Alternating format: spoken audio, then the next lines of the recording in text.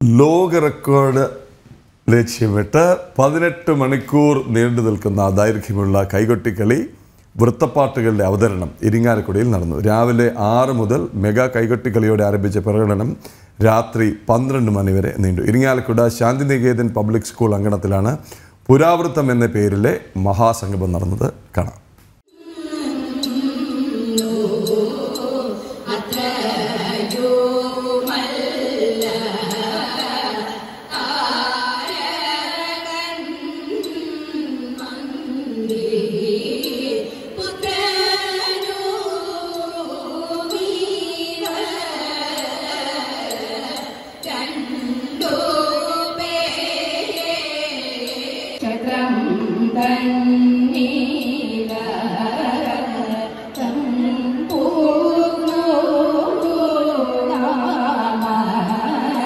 ഒട്ടേറെ കലാകാരികളുടെ മണിക്കൂറുകൾ നീണ്ട പ്രകടനം അതുതന്നെയാണ് പുരാവൃത്തം എന്ന ഈ മഹാസംഗമത്തെ വ്യത്യസ്തമാക്കുന്നത്. രാത്രി 12 മണി വരെ തുടർച്ചയായാണ് കൈകൊട്ടിക്കളി നടന്നത്. പ്രശസ്ത കൈകൊട്ടിക്കളി കലാചാര്യയായ ഗുരു അണിമംഗലത്ത് സാവിത്രി അന്തർജനത്തിന്റെ നേതൃത്വത്തിലായിരുന്നു പുരാവൃത്തം സംഘടിപ്പിച്ചത്. മെഗാ കൈകൊട്ടിക്കളി ഉന്നത വിദ്യാഭ്യാസ മന്ത്രി ആർ ബിന്ദു ഉദ്ഘാടനം ചെയ്തു. ചടങ്ങിൽ സംഘാടക സമിതി ചെയർപേഴ്സൺ സോണിയഗിരി അധ്യക്ഷയായിരുന്നു.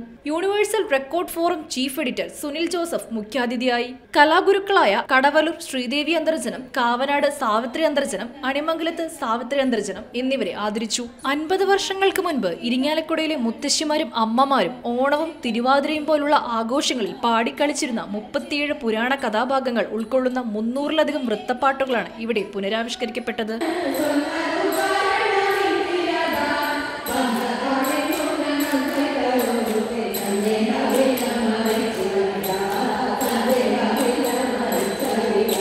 കേരളത്തിലെ 30-ലധികം പ്രശസ്ത കൈകൊട്ടിക്കളി സംഘങ്ങൾ തിരുവാതിരക്കളിയുടെ ആചാരങ്ങൾ പിന്തുടർന്ന് ഈ മഹാസംഗമത്തിൽ പങ്കുചേർന്നു.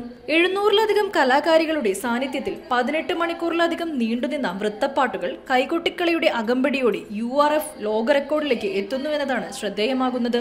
കലയുടെ പാരമ്പര്യം പുതുതലമുറയ്ക്ക് പരിചയപ്പെടുത്തുക, ഇതിന്റെ ലാളിത്യവും ആചാര പ്രാധാന്യവും ലോകമെമ്പാടും പകർന്നുകൊടുക്കുക എന്ന ലക്ഷ്യത്തോടെയുള്ള ഈ പരിപാടി കലാ പുനരാവിഷ്കാരത്തിന്റെ ഒരു നാഴികക്കല്ല് കൂടിയാണ്. ദാരിദ്ര്യം കൊണ്ടു ഞങ്ങൾ കഷ്ടപ്പെടുന്നതൊന്നും തീരെ ധരിച്ചിട്ടേയില്ല. മുന്നെന്നോ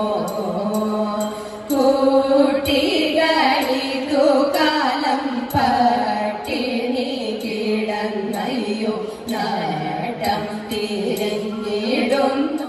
ജനം, തൃശൂർ.